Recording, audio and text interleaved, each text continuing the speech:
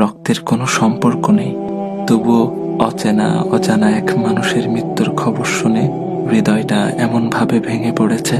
এই ব্যথা কি আগে কখনো অনুভব করেছি? নিজেকেই প্রশ্ন করি।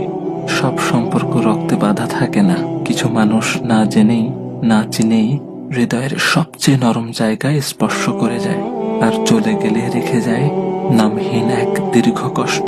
কেন জানি মনে হচ্ছে এই শোকটা শুধু তার চলে যাওয়ার নয়, এ যেন মানবতার এক নীরব অংশের বিদায়। চেনা ছিল না, কথা হয়নি কখনো, তবু তার অনুপস্থিতি হৃদয়ে গভীর শূন্যতা রেখে গেছে।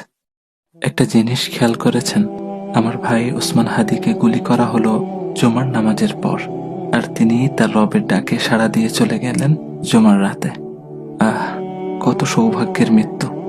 আল্লাহ সুবহানাহু ওয়া তাআলা আমার ভাইকে শহীদ হিসেবে কবুল করুক, জান্নাতের উচ্চ মাকাম দান করুক, শোকাহত পরিবারকে ধৈর্য ধারণ করার তৌফিক দান করুক।